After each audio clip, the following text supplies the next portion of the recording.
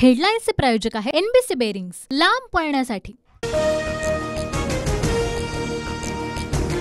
मनसेचा आज शिवाजी पार्कमध्ये गुढीपाडवा मेळावा। राज ठाकरे युती संदर्भात आज बोलणार का, याकडेही सर्वांच्या नजरा।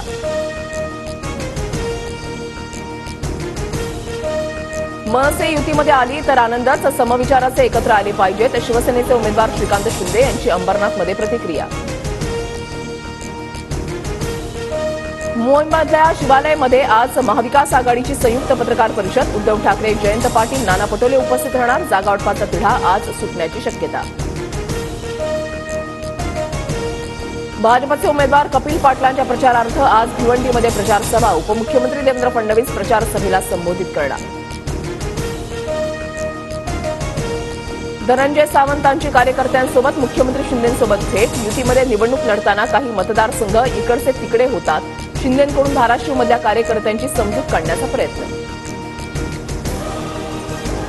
धाराशिवमध्ये तुम्हाला वाटतो तो उमेदवार द्या, पण तो शिंदेंच्या शिवसेनेचाच असू द्या, नाराज धनंजय सावंतांची मुख्यमंत्री शिंदेंकडे मागणी।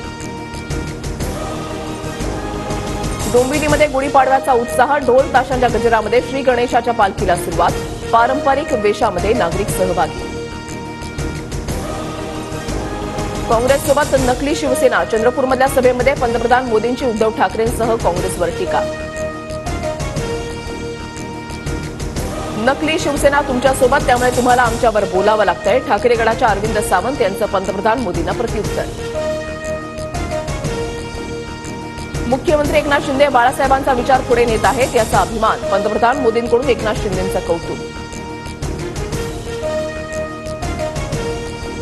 काँग्रेसकडे 50 वर्षांचा हिशोब मागायला हवा, काँग्रेसनं जाहीरनामा नव्हे तर माफीनामा प्रसिद्ध करायला हवा, मुख्यमंत्री एकनाथ शिंदेंची काँग्रेसच्या जाहीरनाम्यावर टीका। हिंदू धर्मातील शक्तीला संपवण्याचं राहुल गांधींचं स्वप्न धुळीला मिळेल, सूर्य चंद्र असेपर्यंत शक्तीला कुणीही संपवू शकत नाही, उपमुख्यमंत्री फडणवीसांचा राहुल गांधींवर निशाणा। महायुती मजबूत करण्यामागे फडणवीसांचा मोठा वाटा, कारण त्यांनी काढला शरद पवार आणि उद्धव ठाकरेंचा काटा। चंद्रपूरमधल्या सभेमध्ये रामदास आठवलेंची जोरदार फटकेबाजी। जे सोबत येतील त्यांच्यासाठी भाजपची दारं उघडी आहेत, जशी भाजपची दारं खुली तशीच तुरुंगाचीही दारं खुली आहेत, केंद्रीय राज्यमंत्री आठवलेंचा सल्लावजा इशारा। शरद पवार गटाकडून श्रीराम पाटलांना रावेर लोकसभेची उमेदवारी मिळण्याची शक्यता। 5 तासांच्या बैठकीनंतर उमेदवार निश्चित, सूत्रांची TV9 मराठीला माहिती। अमोल कीर्तीकर यांच्या विरोधात प्रचार करणार, शिंदे गटाच्या गजानन कीर्तीकरांचं वक्तव्य। गजानन कीर्तीकर खरंच मुलाविरोधात प्रचार करणार का, याकडे लक्ष। ठाकरे गटाच्या अमोल कीर्तीकरांची 8 तास ईडी चौकशी, कथित खिचडी घोटाळ्यामध्ये 70 ते 80 वेंडर्स, मात्र फक्त मला अडकवण्याचा प्रयत्न, कीर्तीकरांचा आरोप।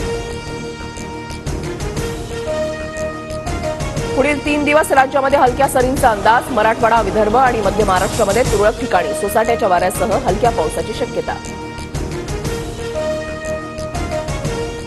हेडलाईन्सचे प्रायोजक आहे NBC बेरिंग्स, लांब पळण्यासाठी।